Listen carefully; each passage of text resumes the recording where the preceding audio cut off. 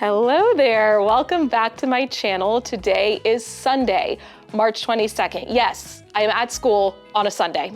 I don't remember the last time I came in on a weekend, but it's because tomorrow is our first day of school back after spring break. We were off for a full week. Billy and I traveled to Tokyo, Japan. We just got back yesterday morning around 2 a.m. So I'm still trying to get my life together. It has been 2 weeks since I vlogged, and I can tell I'm a little rusty, but my last vlog I recorded on the Sunday before we left, and it was basically a pack with me video. So go back and watch that if you are interested. But today, I wanted to just bring you along with me today and tomorrow as I get back into routine after traveling, having a week off for spring break. I'm gonna fill you in on all the details from the trip. I also have a little bit of a lingering injury, that's not the right word, infection issue. We'll call it an issue. Do you want some aspirin because you seem a little fussy? No, I don't want some aspirin. Yeah, I am fussy. So I'll tell you about that. And then otherwise, we're just gonna try to get back into the swing of things, get back to routine. And I figured I'd bring you along with me for that. So I had to laugh because when I got out my badge to swipe into school, I was reminded of the Googly saga that took place before spring break. We had Makerspace, and one of the bins in Makerspace is full of craft supplies. And I had some ladies who discovered a plethora of Googly eyes, various sizes, colors, etc., and collected them and started sticking them places. First, they asked if I could put some on my document camera, and I obliged, put them on the document camera, super cute.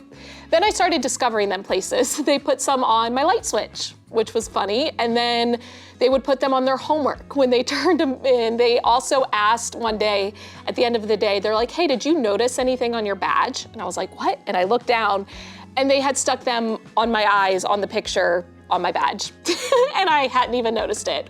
So that brought a big smile to my face. We're gonna kick off this vlog with a Tokyo recap. So if you are not interested in hearing about my travels, use the timestamps down in the description box and just skip over this part. So Billy and I were in Tokyo for 5 nights and like 6 days, but some of the days were kind of split in half. We left Austin on Friday night. So basically I left school, went right to the airport. We flew from Austin to LAX. We spent the night in LAX, got up the next morning and flew from LAX to Tokyo, but because of the time difference, we didn't get into Tokyo until about 3 o'clock in the afternoon.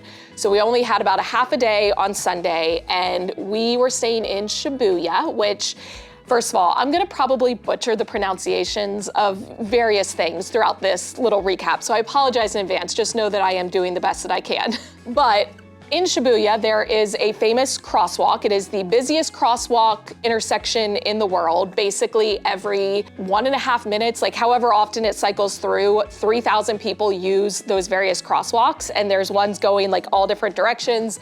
It's called the Shibuya Scramble. So we were like, you know what? We're in Tokyo, let's go experience the Shibuya Scramble right at rush hour. So we did that, it was fun.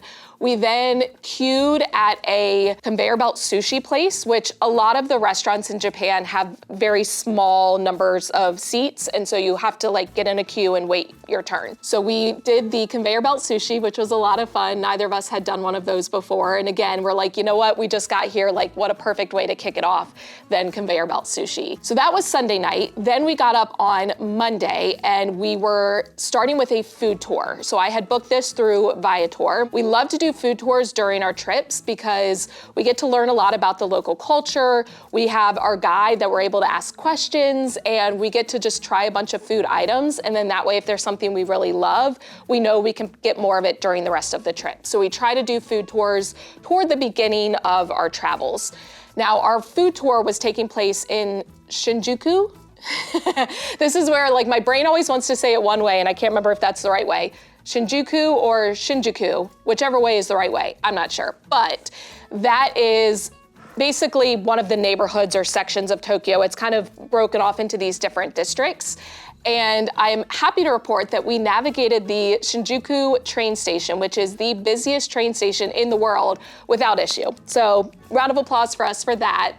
But we did the food tour and got to see a lot of different areas of Shinjuku. We went to like Memory Lane and Kabukicho and just some different areas, which it was a lot of fun.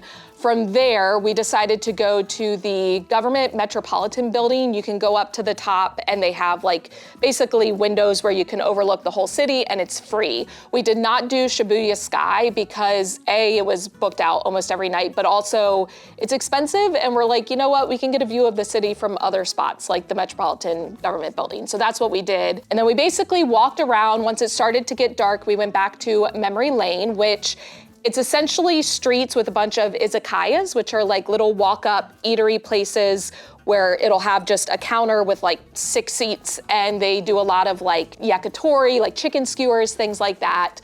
So we found an izakaya, sat down, we had skewers of yakitori, we had Wagyu beef, it was phenomenal. And then from there we went and had ramen. We had a miso ramen, absolutely delicious. Then Tuesday was the day that we were spending in Asukasa. I kept calling it Akasusa, but it's Asukasa, I think. We basically walked around and just got a bunch of street food. So we tried matcha. Neither of us are big matcha fans, so like it was okay. We just knew while we were in Japan, we had to get matcha. We got strawberry daifuku, which is basically like mochi filled with red bean paste with a strawberry on top. Phenomenal. We got takoyaki, which is a Osakan food. They're basically these little fried balls that have like tempura in it and like flour mixed with octopus and just a bunch of yummy stuff in it. We got curry pan, which is basically a little bread piece filled with curry and cheese. We got melon pan. It's called melon pan because the top of it looks like melon, like the melon rind. It doesn't have any melon flavor, but it's kind of like a concha if you've ever had that, but it's just like a sweet bread with like a sugar coating. And then we had ones like stuffed with ice cream, phenomenal. We also got some sweet potato. We got one that was a like creme brulee sweet potato, and then we also got sweet potato ice cream that was super good. We went to Sensoji Temple, I think is how it's pronounced. Walked around there for a bit. Then we went to Kappabashi Street, which is basically like the kitchen district area within Tokyo. And they have all of these different like ceramic pieces, and I got my first ever Japanese knife. I got a Santoku, which is like an all-purpose Japanese knife. I was so excited about that. Then we walked to Ueno Park to look at cherry blossoms. We were there right at the start of cherry blossom season. Actually, while we were there, they officially announced the start of cherry blossom season. So we saw some cherry blossoms, but not a ton. Within the next like week or two, there will be a lot more, but you just never know exactly when it will be because it does vary from year to year. Then Wednesday is the day we decided to do a tour around Mount Fuji. We basically have been tracking the weather and it looked like it was gonna be clear that day, so we booked it the night before and it ended up being phenomenal. Mount Fuji is known as being very shy, if you will, because with the cloud cover, it's only visible about 70 days per year, and we got lucky because we got to see it when it was fully visible. I got to eat a Fuji apple right in front of Mount Fuji, which was fantastic. What was not fantastic is I ended up getting bit by something. We'll come back to that. And then that night we went and got udon with tempura, phenomenal. From there, Thursday, we decided to go do the Tsukuji, I'm probably butchering that, market. So it's like a fish market. They used to do tuna auctions there, but they have since moved the tuna auctions elsewhere. So now it's just the Tsukuji outer market, and it's all of these stands that are selling just super fresh sashimi and wagyu and just all of the delicious things. I got a unagi onigiri. I got uni, which is sea urchin. Unagi is eel. We got a bunch of sashimi, we got tuna cheek, and it was just delicious. We also ended up running into Bobby Flay, which was super cool and unexpected. And of course, if you know Bobby Flay and you follow that whole realm of, you know, the culinary world, he has been dating Brooke Williamson, which she was one of the winners of Top Chef, and I was obsessed with her on Top Chef.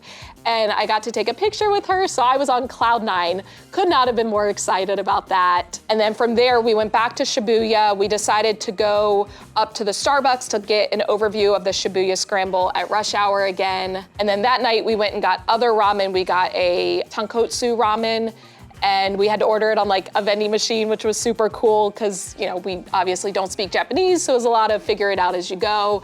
But great experience. Friday was then our last day, and honestly, it was just kind of eat the last food items that we haven't had yet.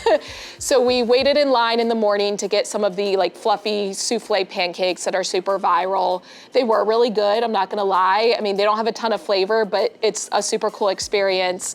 And then we walked around a little bit. I went into a loft store, which I don't even know how to describe it. We also went to Don Quixote. That was way too overwhelming for me, but loft was much more my style, but thoroughly enjoyed that. And then we went and got okonomiyaki, which is, again, an Osakan dish. It's like a savory pancake, but almost more like a layered omelet.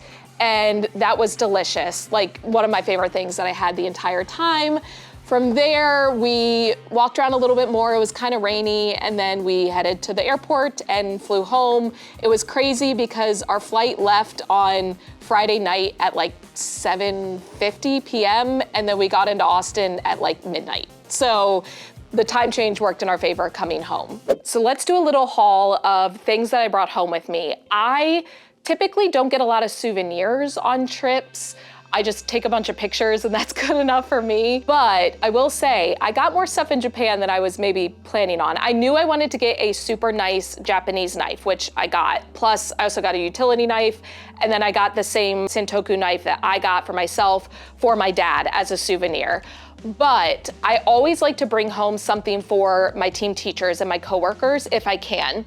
So what I brought them for this trip, first of all, I got them for both my team teachers and then also some of the paraprofessionals that work in my room with the like special ed team. So I got chopsticks, and I basically got 2 packs that are exactly the same because I have 5 paraprofessionals and then 5 team teachers. So they will each get to pick a pair of chopsticks. They're very basic, but I figured that was probably the best route. They're just different colors.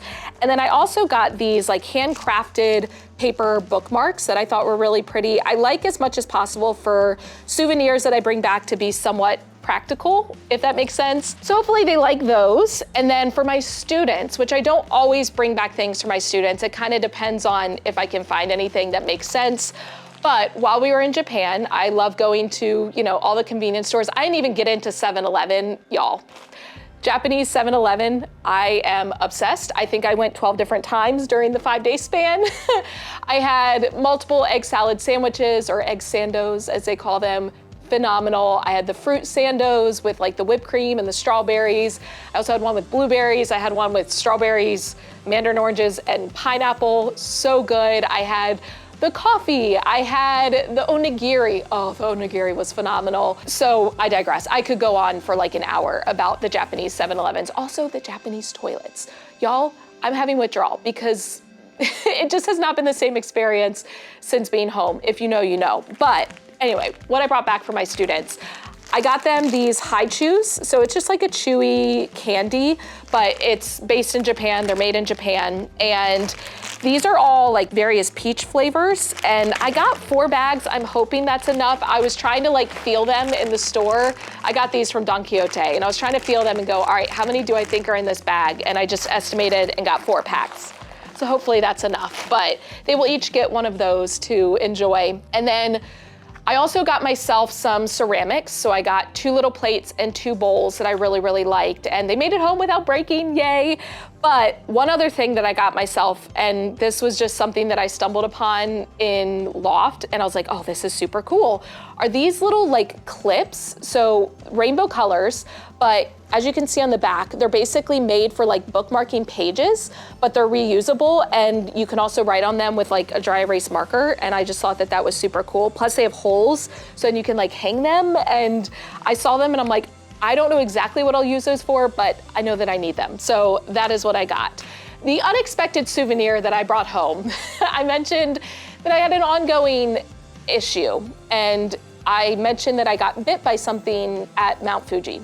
So my little bit of research that I've done leads me to believe that I got bit by what's called like the Japanese black fly. It's also called like the buyu or buyo. I've seen different spellings of it, which you're probably thinking, okay, Michelle, it's a fly. How bad could it be? Y'all, it's bad. It's really bad. I don't know if I just had a severe like allergic reaction to it, or if it got infected or what, but I was walking back to our bus from our last stop around Mount Fuji, and all of a sudden I felt something on my ankle, and I couldn't tell at first. I thought it was maybe a tick, so I had Billy like squeeze the area, and like it was bleeding, but I was trying to like get it out because I didn't want it to like burrow in my skin. That was on my right ankle. And then like 10 minutes later, I noticed one on the outside of my left ankle and the inside of my left ankle. So 3 different bites. And it was okay, like the rest of the day. I mean, it was kind of itchy and hurt a little bit, but it was all right. Like I was walking on it fine. The next day there was like a little bit of redness, but overall it was fine. It wasn't until we flew home, which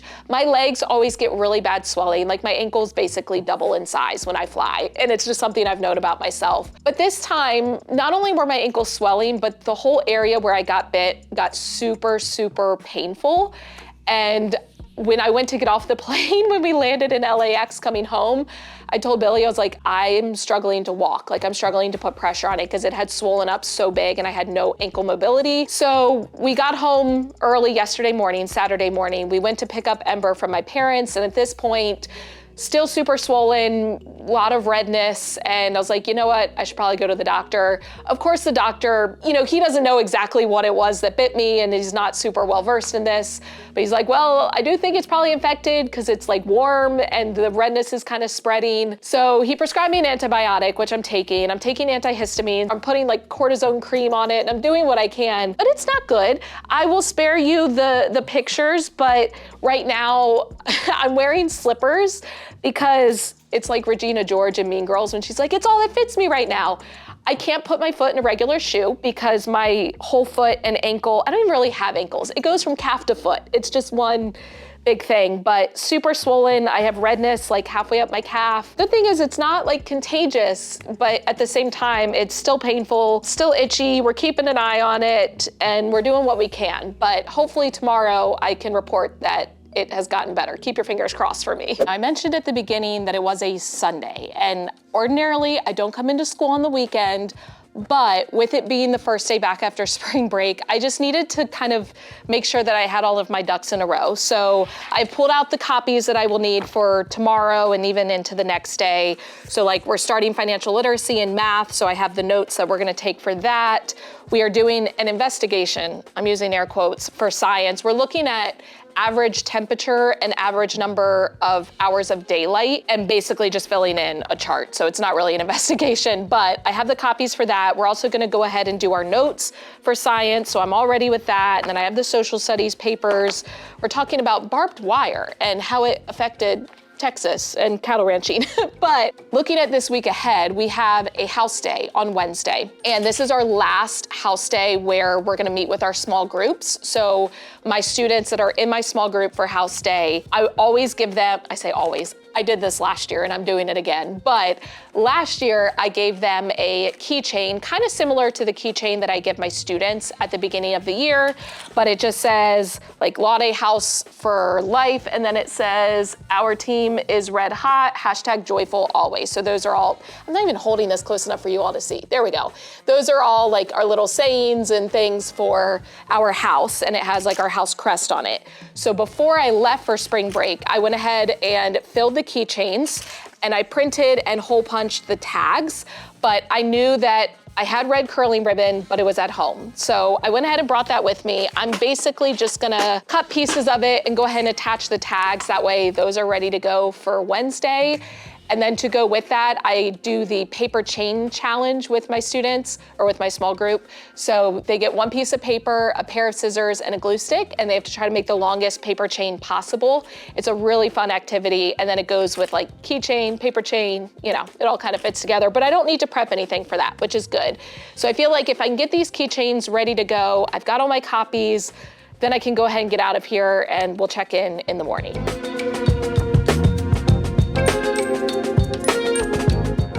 Just spent like 5 minutes trying to find the end of this curling ribbon because it got stuck. And I wonder where all of my time goes.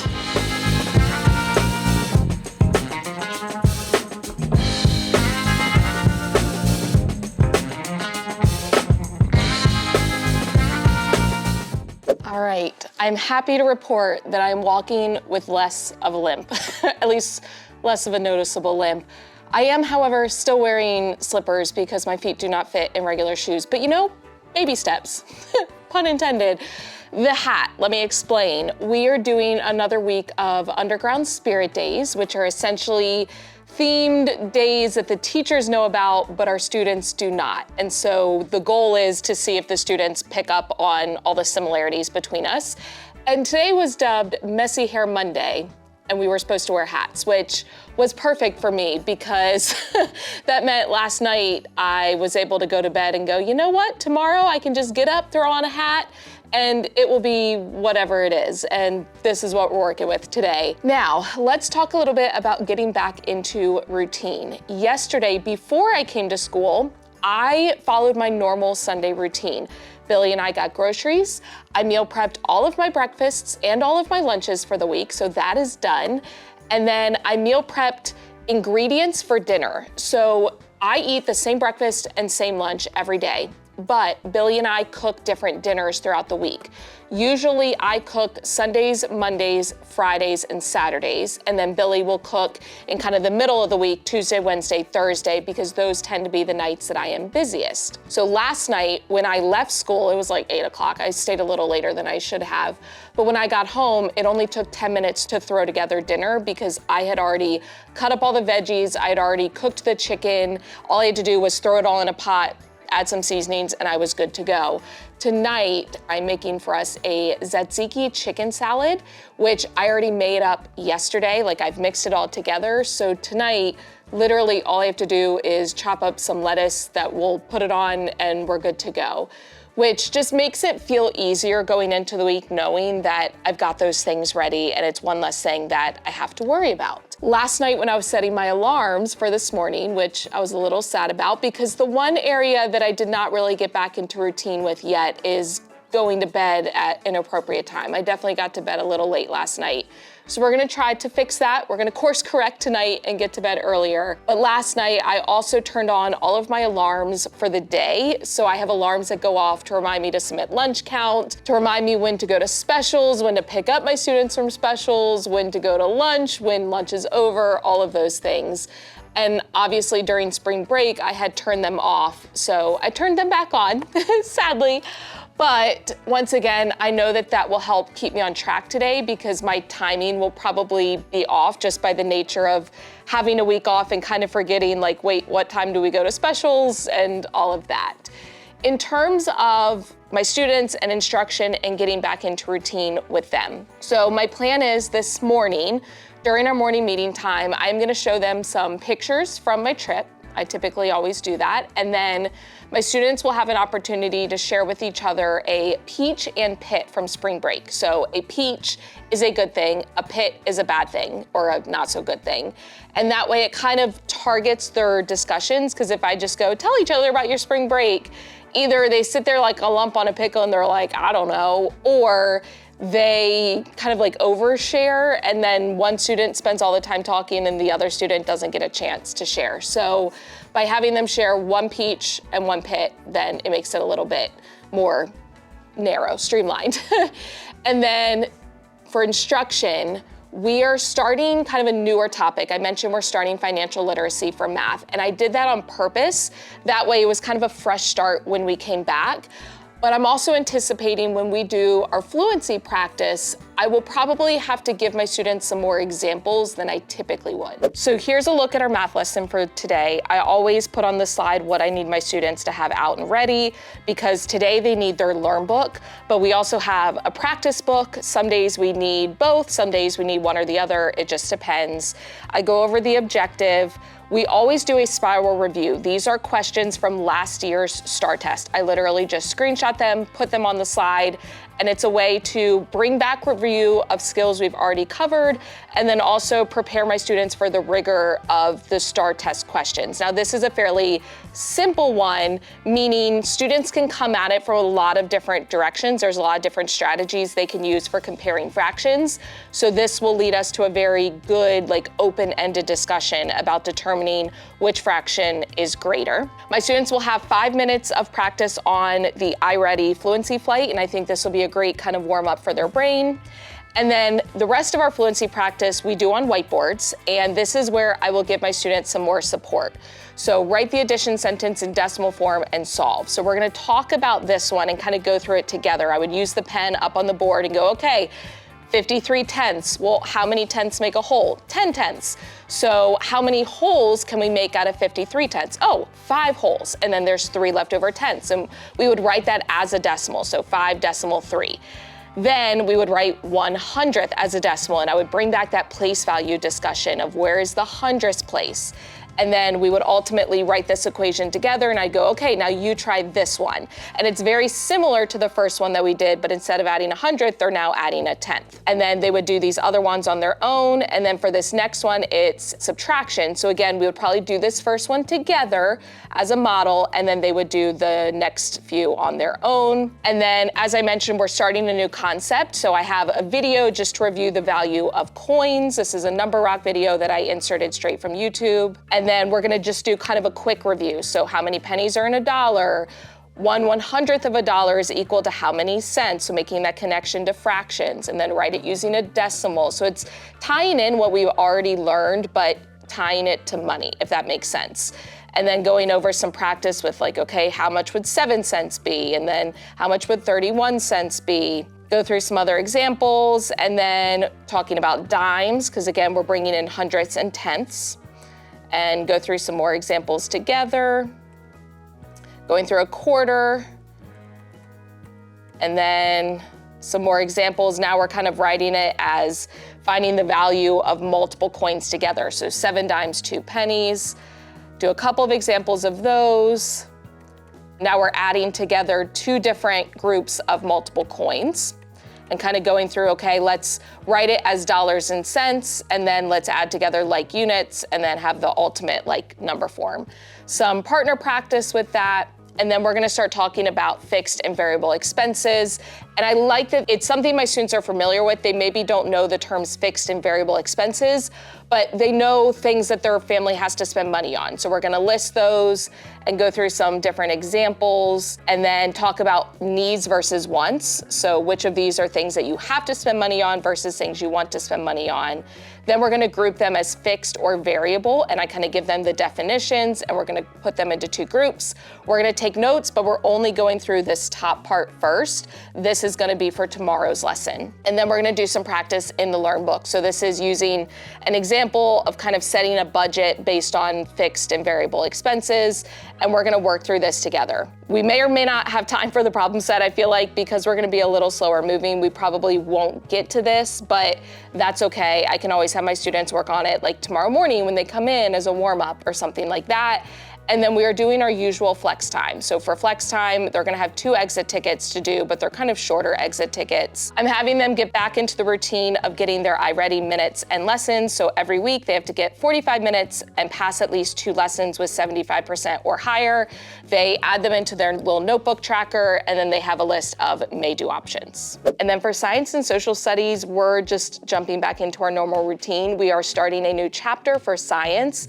It's all about like patterns of the seasons. So this week we're talking about hours of daylight and temperature and tracking that on a data table as our investigation. Usually we start the week with an investigation, so we're gonna do that today, and then also go ahead and take our notes, because this week we do have makerspace, which means we have 1 less day of science. And then for social studies, I mentioned we're talking about barbed wire, and that's kind of where we left off right before spring break. We were talking about like cattle drives and kind of mapping some of the different routes. So this will tie into that, but it's also a new concept. Okay, first let's turn that off, close that, sit down for basically the first time all day. Hello. First day back from break is a wrap. We made it, and honestly, I feel like we just jumped right back into our usual routine. My students didn't seem overly like tired or groggy. Maybe that's coming tomorrow when they've gotten up twice in a row, but it was a good day. We got through the math lesson, minus a little bit of the problem set we just didn't have time for. We got through science, social studies, like it was a good day curriculum-wise. I felt like we made good progress. And then So when I went through the high chews, I did have enough to give each student one. I actually had more than enough. Each bag had like 18 in it. So I had enough left over that I was able to give one of each flavor, because there were 3 different flavors of peach inside, one of each flavor to each of my team teachers and each of the SLC team, the paraprofessionals that I work with. And then I think that was like the exact amount that I needed, so that was great. Also, I had shared my chocolate chip cookie recipe with one of my coworkers, but she is gluten-free, and so she's like, I'm gonna see if I can make like a gluten-free version, and she brought me 2 in, which I thought was so sweet. And then we have these like lunches provided by some of our school families. So a couple of weeks ago around Lunar New Year, we had one that was done by all of our Chinese families. And then the next week we had one done by all of our Korean families. I think the end of this week we have one done by our Indian families. So exciting. It's one of my favorite days because we just get to try all of the like homemade foods, and I absolutely love it. We also have our big like cultural event this Thursday after school where families all sign up to have like a booth, and then they share about their culture, and a lot of them will bring in food and games and crafts and things, and it's one of my favorite events all year. But we were able to give like feedback after I think it was the Korean lunch, and we were put into a drawing, and I apparently got pulled for the drawing. So I got this like reusable shopping bag, and I love that it like zips up. And this is so perfect because we literally just had like my trip and I was using reusable shopping bags the whole time. So yay, super excited about that. And I get to leave like pretty early because I had already stuffed report card envelopes before break. That was something that my past self did that my future self was thankful for. Those go home in Tuesday folders tomorrow, but they were already ready for me. So I stuffed Tuesday folders during planning time. I don't have any papers to grade from today. My lessons are all done for the rest of the week, so I don't need to worry about that. Like I've got all my copies and things, so I'm gonna take advantage of the nice weather because it's like 85 degrees outside today, and get home early, spend some time outside, probably throwing ball with Ember. I need to kind of stay off of my feet some, especially after being on them all day, but I do think it's getting better. I mean, it looks more like discolored and bruised now, but I feel like my ankle, instead of being 3 times the size it should be, it's only like twice the size it should be. So that's an improvement. But if you enjoyed this video, please give it a thumbs up, hit the subscribe button and notification bell so you don't miss any future videos. And as always, thank you for watching. I love you so much. Don't forget to put your positive pants on, and I'll catch you in the next one.